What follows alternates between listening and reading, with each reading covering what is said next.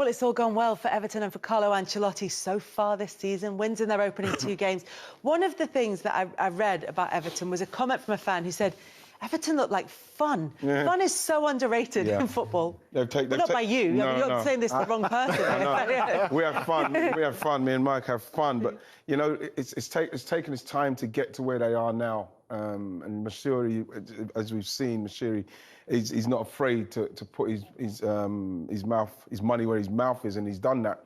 And I think that this time, it seems like it's aligned for what he's done. I think the signing of James Rodriguez, because obviously of Ancelotti and how it could be it. When you see the emergence of Dominic, Calvert, Lewin, Richarlison, you know, people who turn their noses up when he went for the 40 million from Watford. You know what I mean? Obviously, they lost that Idrissa Gueye. So, you know what I mean? You're thinking, oh, my gosh, what they're going to... Now they've got 2 players in there, in Allen and Decore, with James in front, where you're now saying, OK, Everton, I get it now. Obviously, I'm going to have to talk about their goalkeeper at some stage, but I don't want to go negative. But at the same time, they're on very much the right track. Everything was going on outside the football. Yeah. So, you know, it's really exciting for them. And they're a team that you can't help but like. You like Everton. I like Everton. It was always nicer. They were always nicer to me than Liverpool. You know, you kind of don't wish bad on them. And now you feel like, OK, they've got Ancelotti in with a big man. Let's see what he does. And we're seeing the beginnings of something that could be pretty cool. Just want to pick up on that point you made about the timing of all of this with Darren, because this is Everton, if they're going to get it right, they have to get it right now, not when they're in the midst of building a new stadium. What's quite interesting is that if you look at Manchester City, I was thinking of Manchester where the money came in, Sheikh Mansour, but for a few years they couldn't quite get it right. You know, they brought players in, good players in, but they didn't quite have the right manager. They always were falling a bit short. And then it clicked, and then they were a juggernaut, they were a monster. And you're right, the team has to be doing well before you start talking about moving to big stadium. Football history, we've seen so many clubs move to new stadiums, but the team aren't worth a lick. Well, Everton, they are quality. And there are a couple of themes through our conversation. The most important person at that football club right now is that man behind us, because I think you look at the players that he's brought to the club. Allen, he's managed before. Napoli, yeah. James Rodriguez, he's now scored in 4 of Europe's top 5 leagues, all under Ancelotti each time. You look at his performance since he arrived. People thought he was a busted flush, and already his numbers are off the scale. He makes goals, he takes goals. He is a guy who's going to get the best out of the front 2. And if you look at Calvert-Lewin as well, 6 goals in the 3 seasons beforehand, 13 goals last season. I would say when you talk about coaching, we were talking about Ollie and who has he improved? You look at Calvert-Lewin, he's a perfect example of coaching. A guy goes in, gives a player the confidence and the ability to make runs, to finish ruthlessly, and to force himself into a conversation about England that he previously wasn't in. You guys have played under guys who give you that kind of confidence. I look at Ancelotti and I think if they're going to get it right now, it will be because of him. Yeah, and for 2 reasons, as you said there. One is the players who are coming in. We will talk more about James because we can talk about him for a long time. But also the players that have improved even before Ancelotti went big in the transfer market, like Dominic Calvert-Lewin. And I'm mentioning him because I know you like him. Yeah, and he was somebody that used to get quite a lot of criticism. Oh, he doesn't score enough, he doesn't do enough in the box, he doesn't hold it up well enough. And we're talking about a young player, you know what I mean? He's got pedigree, especially with England. And when you look at what I've noticed with him is that he doesn't need to take... That's a fantastic header. It's all about the one-touch finish in the box. He's getting in there, and it's all about he's finishing quickly. And when you look at someone like how Ancelotti's coached him, it's the same as what he's done with Inzaghi. He talked about Inzaghi. I think Inzaghi's scored something like 210 goals, one touches in the box. And what I'm noticing is the pattern with Dominic Calvert-Lewin. Look how hard he's getting in across there. That's the kind of goal. What's he telling him? That's the difference between look where he is. If you look at him all the time, in between the posts. And that's what you're noticing. Remember, I mentioned Martial. Everything's outside there. When you look at Dominic Calvert-Lewin and in the box and whatever Everton's doing, he's right in and around that bit, that middle bit there. How good is he, though? Right. You know the thing is... Yeah, how good can he be, though? You know the thing with him is that in this system, fantastic in the way they're playing. Of course, you want to, and now he's going to have someone like James Rodriguez linking him up now. We're going to see maybe more in his link-up play. But in respects of what he can do holding up, finishing in the box, he could be whatever he wants. When you're a striker, I remember last time I was here, I talked to you about Bergkamp. When you're a striker and James comes in, who makes the decisions about where to play? Do you make it with your run, or does he say, look, I'm going to be slotting it through there, you need to find yourself in that position? No, when you're playing with that caliber of player, you kind of you make sure you go for what they're doing. because the good thing about playing with players of that caliber is they can recognise the move and when you've got the space. So if I make a move like this, then Dennis will know that then he could play in that side. Players like that, they play in the side where the defender can't touch you. They play it in the side to your strongest foot. They see the stuff, and then obviously it works in training. You start doing it in training where he starts to figure out, and because they're quality players, they figure out what he likes and things like that. So that just comes. It comes naturally to players of that caliber. And you look at Everton and you look at James Rodriguez. I know we're talking about Dominic Calvert-Lewin, but quickly, is that he's been at Real Madrid and Bayern Munich and that. He's the kind of player that is not quite at the level where they can build a team around him, but Everton can. And that is where I think that they've really hit the nail. That's quite key, Everton. If I just one last quick bit before we move on. We've got plenty of pictures of him. Oh, yeah, great. Okay, well then, look at this. I was reading a piece about Thiago, actually, and about the way that Thiago, in training, will be testing the touch of the players around him with these balls out wide. Roy Keane used to do that as well. Exactly. And I'm thinking, when you look at Rodriguez, he clearly knows the players who can cope with the weight of pass, with the through balls, who can read what he's about to do. He had a hand in 3 of the 5 goals and scored one himself the other day. And it just looks as though he's added that X factor to that final third. It's also in terms of people wanting to come to the club as well. In 2008, we had a takeover at Manchester City, and Robinho was the first, come from Real Madrid. And he was still a top player. Yeah. We didn't get the best out of him because he wasn't playing with good enough players around him. But what it did is it propelled us onto it took us into a different market. And I think that's what James Rodriguez have done for Everton. That's interesting, because what does that do to the rest of the squad? Because it lifts them, but also it's a revolving door. So every transfer window, there's new players coming in. And a lot of people talk about Vincent Kompany and Zabaleta, but they was there before all the money was there. And Zabaleta actually played centre midfield, and everyone knows him as a right back. But the better players that came in, the better they looked, and the easier their role was for them as well. So I just think with him signing for Everton, and don't forget Ancelotti as well, them two together, it's just mad. Look at Alan. Alan, the midfielder, he's incredible. Used to watch him at Napoli many and many a times, and they've took the transfers to the next level. And when you've got someone like him in the team, it's only a matter of time before they get more quality. And then you look at, like you mentioned, Alan and Decore. And when you looked at some of those clips of James there, just the way where he popped up, he cannot be challenged. Because that's how good they are. That's what they get themselves in a position where by the time you get to them, they've already popped the ball off, and some of the passes there were brilliant. And that now, for Dominic Calvert-Lewin, Richarlison, who both of them can be very, very dangerous. And with him behind them, honestly, they can really cause problems now. It's funny, isn't it? Because Michael Keane looked like a little bit of a liability for a little while. Alan and Decore, they're the kind of players, they get centre-halves a £20 million move. So, because they are so protective of the back four.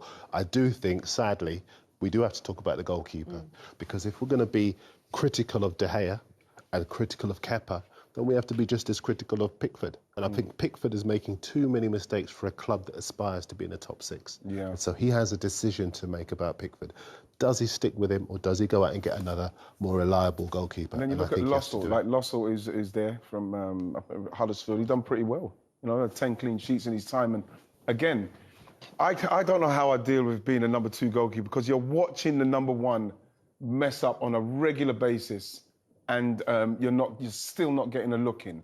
So I think that it's the kind of thing, again, it's going to be interesting to watch how Lossell continues to progress at Everton, because they've got a goalkeeper who I feel will cost them at some stage. It's a big decision for Ancelotti, though, because everything you hear about him is that he's a real players manager. He's somebody who kind of knows the players and takes them in as whole people, as you like, rather than just machines that he puts to work.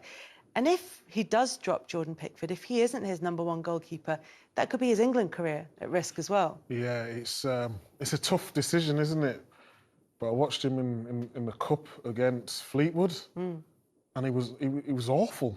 It really was. It was at fault for the first goal when the ball come back to him. Just kick it long. People are trying to play out from the back too much now, even when it's not on. And it's costed him. If he kicks the ball 40, 50 yards at the field, no one says anything to him, you know what I mean? And I actually spoke to him during a lockdown, and he's a confident lad, and I will always back him no matter what. But if he wants to be a top keeper, he's got to realise these mistakes, you've got to cut them out now. And he's had more than enough opportunities to prove his worth. But if he keeps making these mistakes, a decision's going to have to be made sooner rather than later. You know when... Sorry, Darren. Sorry. Try not to have eyes in the back of my head. So sorry. I was about to ask about Joe Hart because he did get dropped, and Pep was very decisive about bringing in another goalkeeper. I think it was Claudio Brava he brought in at the time, and then obviously he dropped him and brought in Edison. Yeah. Because again, when you talk about decisiveness, if you're going to win things, there isn't that room for sentiment. Yes. You know, you have to say that you have made too many mistakes. And you know, I think of Danny Rose in Jose Mourinho's office in the Amazon documentary saying, hang on a minute, I'm not playing and you've got all these guys making mistakes. That's what I thought of when you were talking about being a #2 goalkeeper. Yeah. But I think it goes even further than that. I think, given the aspiration, given the question you posed, Kelly, about they've made so many mistakes in the transfer market, they've fallen short so many times, does it have to happen now? If it does, they've got to get a new goalkeeper. We have to say as well with like Chelsea. See, Chelsea's made the decision now. Mendy's come in from Rennes, and you know we're talking about a goalkeeper that broke the world goalkeeping record in Kepa. But they've realised, and you have to be decisive. They've realised that we can't continue if we're going to try and challenge. We can't do it with that goalkeeper. So they're going to have to write off a lot of money, but the decision has to be made. Someone has to make it. Kepa he put the pressure on himself though, because remember what happened in the cup game. You know what I mean? When he's throwing his, you know what I mean? When he wouldn't come off, it didn't help him. Didn't help him at all. And if you're going to act like that, you've got to back it up on the field. Yes. And you know what it's like in this world. Football waits for no one. As soon as you made that mistake, it turns into one, turns into two. All the history of you know his attitude and what he did that day gets brought up, and you know he's going to have to deal with that now. Interesting that with Chelsea making the move, he's not coming for very, relatively speaking, very much money, has he, Mendy? Is it what, 22 million? £22 million. Yeah, and so it shows that they're out there. The grand scheme of things in what clubs are spending, that seems affordable for Everton if they want to upgrade their goalkeeper. Oh, I remember when Manchester City signed Edison for £35 million, and a friend of mine said, "Do they think he's a striker?" but you know that there is value out there because he's proven every inch that a £35 million player, double that, you could argue. I think as far as Mendy is concerned, he's 28, he's Senegal goalkeeper, he's 6'6", he's a fantastic shot stopper, he's authoritative in the box, and they drove a hard bargain, Rennes, because he was a popular figure at the club. You know, he was somebody who earned his place on merit and retained it for quite some time. And he's the complete opposite to Kepa. Kepa looks like his confidence is shot to pieces, like he is affected by everything that happened last season. There are clips on social media of the players basically demanding that he take charge in the 6-yard box, and he seems incapable of doing that. And so suddenly, Lampard can start to focus on what he wants to do, knowing that he has somebody that he has confidence in goal, and defensively they look stronger. I think if you're looking at Everton, you can't yet do that if Pickford is making mistakes. That's not personal about Pickford. It is just the business of football. It does seem that Pickford is a particularly for a goalkeeper, he's a real confidence player. There've been times you've seen sometimes the crowd might get on his back and you see him maybe rush out and make an error, or he just seems to be knocked off track quite easily. Yeah, the focus. I think I remember watching him when he's playing for Sunderland against Newcastle, and you know how how intense that is for them. And I found that he made a couple of mistakes in that game, and I found that for a goalkeeper, you know, of his quality at the state at that time, he was too easily distracted from what he's meant to do. And I remember, you know, even with Joe Hart, I remember watching Joe Hart in the tunnel when we were about to play Wales, and I remember saying again, that goalkeeper's too wound up, he's too intense.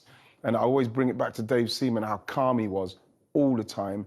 And it's no surprise to me that everybody in our team was calm. We were always calm because he was very in control. And you look at like the way Jordan Pickford is, and you look at the way Joe Hart was in that particular, and they were too intense. And that worried me. And it worries me with Jordan Pickford because he seems to be worried about so many other things instead of what he's actually meant to be doing.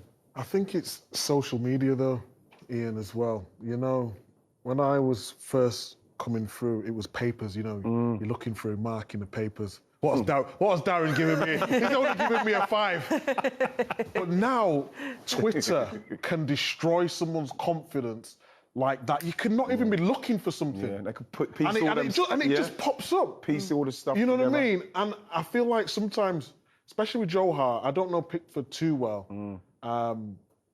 He let that side of him get to him a little bit, and he felt as though he had to act a certain way, or maybe put on a little bit of persona, or a little bit of a show to people to say, and they're not actually concentrating on what they're supposed to be doing. Why are players still looking at? I can never understand why players are looking at social media. Because I remember I interviewed this guy.